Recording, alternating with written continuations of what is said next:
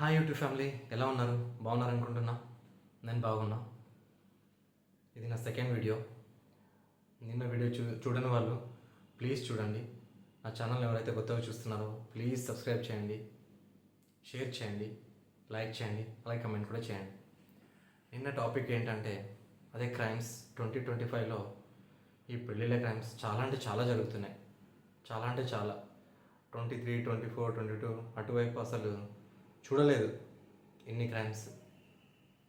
So ఇక్కడ ఏమంటున్నానంటే ఫైనల్గా అమ్మాయి కానీ అబ్బాయి కానీ చంపడం ఒకటే సొల్యూషన్ కాదు. అమ్మాయికి అబ్బాయి నచ్చకపోతే నచ్చలేదు, నాకు ఇష్టం లేదు ఉండడానికి అని డివోర్స్ తీసుకొని వెళ్ళిపోండి. అలాగే సేమ్ ఇక్కడ అబ్బాయికి అమ్మాయి నచ్చలేదంటే మీరు కూడా అలాగే చేయండి, కానీ చంపడం పెట్టుకోకండి ప్లీజ్. చంపడం ఒకటి సొల్యూషన్ కాదు కదా, చాలా లాస్ అండ్ రూల్స్ ఉన్నాయి కదా. డివోర్స్ తీసుకొని వెళ్ళిపోండి, లేకపోతే నచ్చలేదని వెళ్ళిపోండి. But don't kill. ఆ రైట్స్ ఎవరికి లేవు. ఓకే. సో ఈరోజు ఇంకో టాపిక్ ఏంటంటే పెళ్ళి ఏజ్ డజంట్ మ్యాటర్ అండి. ఏజ్ అస్సలు డజంట్ మ్యాటర్ కాదు.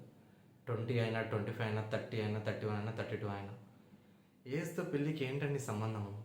మీకు నచ్చిన పార్ట్నర్ దొరికేంత వరకు, మీకు సెట్ అయ్యే పార్ట్నర్ దొరికే వరకు వెయిట్ చేయండి. ఏదో ఇంట్లో చెప్తున్నారు కదా చేసుకుందాం, లేదా సొసైటీ ఏమనుకుంటుందో, లేదా మా ఫ్రెండ్స్ అందరూ చేసుకుంటున్నారు మనమే చేసుకుందాం అంటే కరెక్ట్ కాదు. మీకు నచ్చినప్పుడు చేసుకోండి, ఎవ్వరు ఫోర్స్ఫుల్గా చేసుకోకండి.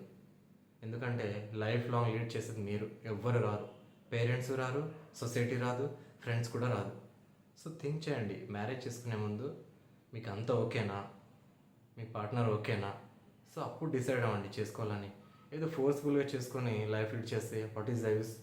ఉన్న ఒక్క లైఫ్లో మంచి పార్ట్నర్ దొరికితే యూ విల్ బీ హ్యాపీ.